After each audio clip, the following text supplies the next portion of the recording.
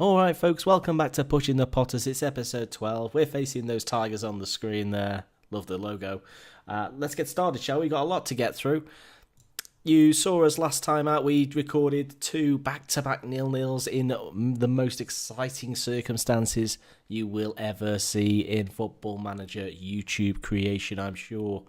How have we done since then? Have we scored any goals at all? Have we seen some replays? I've seen replays, so that gives it away. Obviously, we've scored in every game bar one since we recorded those 2 0-0s. So, and I've also realised as well, of course, that extends the live-com tally without a win to 5 games. Which, when you consider we win quite a lot of games in general. So realistically, it's just falling. I mean, look at that out of that gap there. I mean, what's that? That's 10 games, 12 games, or whatever it is. A dozen or so games. And we failed to score in both of the middle 2, and we those are pretty much the only ones we didn't win. So had you been around here, you would have seen us play some absolutely scintillating football. So let's catch up. 2-0 win over Sunderland at home. Kieran Trippier and John Brooks, it was an early and a late show. Defenders on top. Strikers didn't get near with any goals there. Swansea away, a great performance, 4-1. Kieran Trippier, Domenico Berardi and Nikola Vlasic with 2. Raj Shawcross chested one into his own net. Late on, no drama. Watford at home then, quite comfortable. Thomas Lamar gave us an early lead and extended that in just the 13th minute before an unfortunate, again, it just sort of brushed past his shoulder.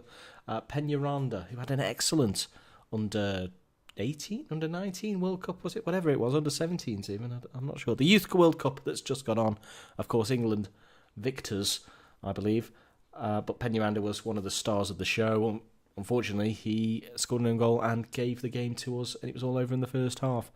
Followed that up with a 2-0 home win over Norwich City. Milik and Berardi, they failed to really do anything. Berardi missed a penalty late on to just put the gloss on it, really. He wouldn't have done anything more. And then an FA Cup third round, a fully rotated side. Sigurdsson got off the mark with a thunderous header. Sadly, it's not kick-started his season. It's likely we'll move him on this window. I'm desperate to do so for reasons I'll explain in a minute. Reasons that scare me. Then we also scored through Mr. Dembele and Verlinden in basically the same minutes to make it safe before half-time. Then we went away to Liverpool and lost 3-2. It was an interesting game. We went behind early to Firmino. We then scored through Milik, and then old boy Berahino decided to turn it on after Lamar had given us a 2-1 lead, and I thought we were going to push on. But no, it wasn't to be. It was old boy Berahino who grabbed 2. Quite fortunate goals, but I was prompted to talk about how good they were with the press. Didn't go down well. I won't be welcome back in that press room. Anyway, Ipswich Town at home. Quite comfortable again, although it did take us to the second half to break them down. Lamar and Brooks grabbing goals, and then the Tottenham League Cup semi-final first leg, a Luan penalty. I mean, you'll notice as well, whenever we play Tottenham, we always seem to give away a penalty. It seemed harsh, but there wasn't really too much in the game. We couldn't really get going. It wasn't really any highlights apart from the penalty, which Butland just palmed into his own net. Now, players leaving the club, I want to move on. Obviously, I've mentioned Sigurdsson. I'm keen to do so. He's got interest from Shangang. Who wouldn't want to go and play at Shangang? So hopefully we'll be able to do a deal there. He certainly won't be scoring against us if he's playing for Shangang. And Hosselu. Now that would be a total of £110,000 a week released from the wage bill. And why am I interested in doing that? Obviously we have got funds in the kitty. But this big red box, ugly red box down here, suggests that we're spending too much on wages. Now, the penalty is a 5-point deduction. Now, if I play a wage, so I've never really failed FFP, and I'm hoping it'll sort itself out without me having to do anything. But if I can do something, then I'd like to do it. And it seems that given Sigurdsson's keen to leave, that would solve all the problems. Hosselu's not playing, so why not? That would solve the problems as well. One signing to note, we brought in Santiago Asasibar. I'm sure a lot of you will know him again. He's another of the FM Wonder Kids. You probably have signed him. We picked him up for quite a bargain fee, I think, £6 million. He's only played a few games since coming in. He's done okay. Nothing worthy of note, really. But he is in the side, and we've lost Mbula to the African Cup of Nations. We wouldn't expect to see him back until the 11th of February. Today's the 19th of January, so we've got quite a while to go. I have picked the side for today's game away at Hull City. It is Butland, it's Trippier, Shawcross, Brooks, Tellez, Allen, Asasibar, Arnautovic, Lamar, Vlasic and Milik.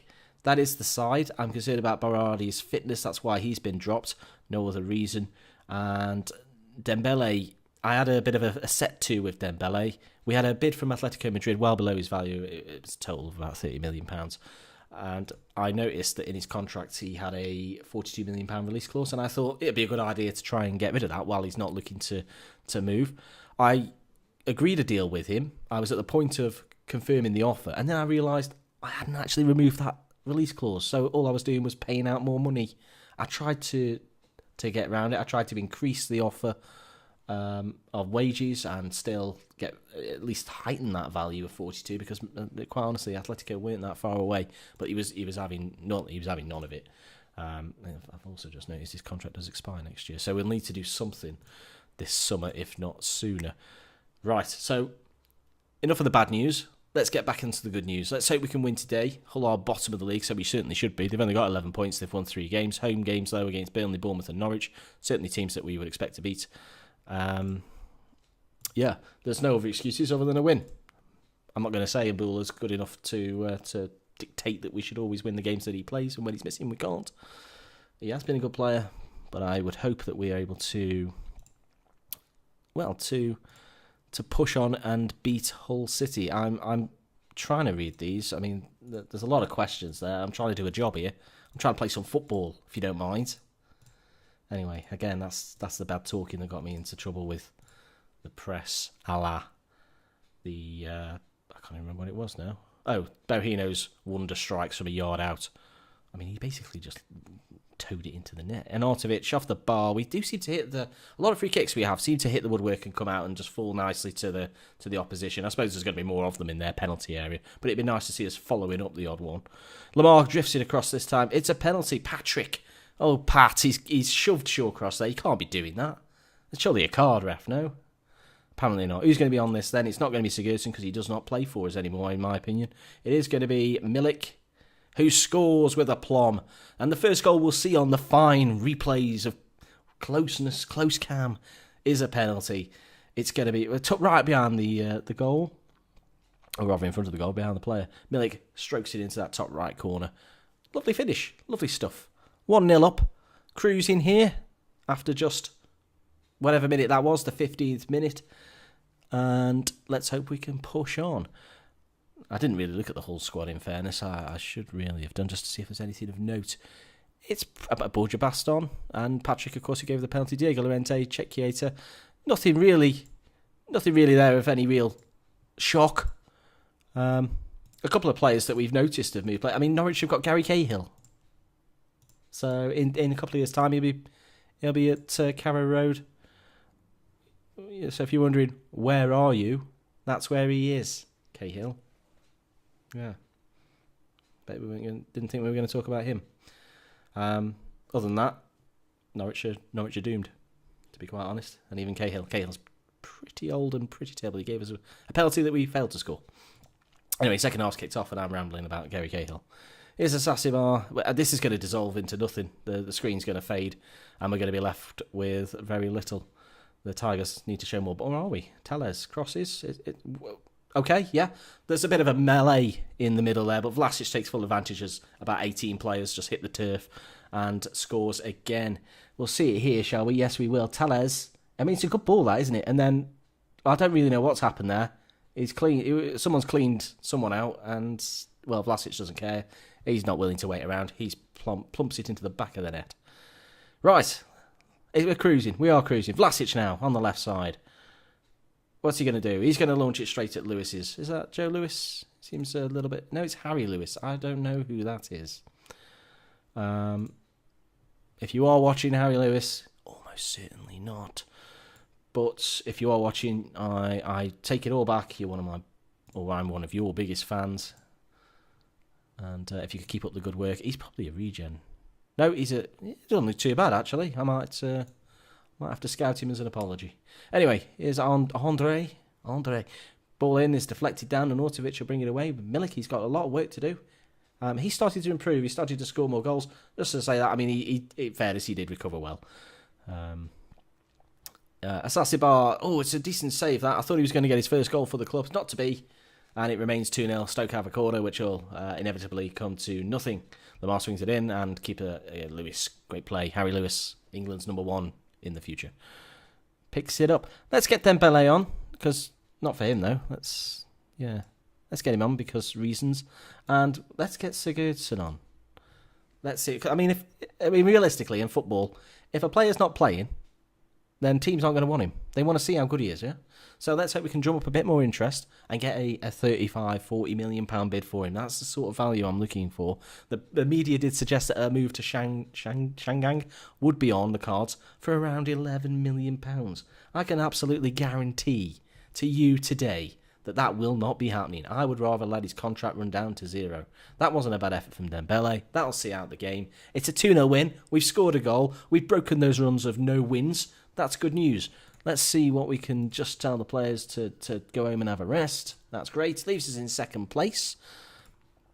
Yeah, it does indeed. 23 games played now. 49 points. We have the best goal difference in the division. Our defeats have all come on the road, apart from that Leicester defeat, which is going to haunt me for the rest of my days, I think. Right, okie dokie. Let's see. There's another clause. It seems that after every live com, I'm paying out another clause for Milik. I'm not sure if this was a good idea or not. I mean, it took him till a couple of games ago to get his 10th league goal for the club. That seems ridiculous for a player of his quality. You can see there as well that Malin. He's gone back out on loan. He's gone to play for Partick. Okay, yep. Maybe a bad decision. Still, not our problem at this stage. Right, where are we coming back then? So we've got the League Cup semi-final to play against Tottenham. I'm not expecting much. I realistically, to be honest, I expect us to win it. What I might do is come back for that first leg against Celtic. I think that's going to be a Battle of Britain classic. We've got a couple of Celtic former boys, assuming we keep Dembele through this transfer window. But that'll be good to see. So, yeah, we'll come back for that. It's been pretty good, hasn't it? That's not been too bad. I want to thank you very, very much for watching. It's an absolute pleasure again to be back this Saturday evening as it is. I'm recording live and I'll be releasing it shortly. Do follow me on Knock It Wide or at Knock It Wide on Twitter. Like the video if you have enjoyed and subscribe if you'd like to see more. Thank you very, very much for watching. Take care. Bye-bye.